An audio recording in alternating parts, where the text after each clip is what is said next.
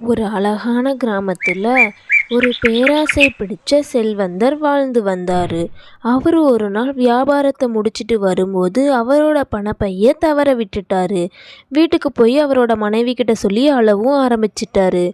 ரொம்ப நேரம் ஆனதுனால அதன் வழியாக வந்த யாருமே அதை கவனிக்கல. அடுத்த நாள் காலையில் அதன் வழியாக வந்த ஒரு ஏழை விவசாயி மட்டும் அந்த பணப்பைய பார்க்கறாரு. அடடா!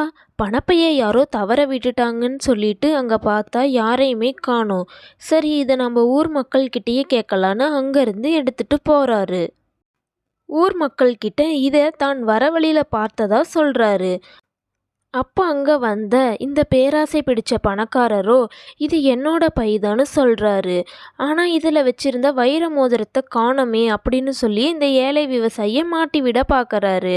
அதை பற்றி தெரிஞ்சுக்கிட்ட ஏழை விவசாயியோ கொஞ்ச நேரம் யோசிச்சுட்டு, ஆமாம், இது உங்களோட பை இல்லை, வேற யாரோ தவற விட்டுட்ட பை அப்படின்னு சொல்கிறாரு.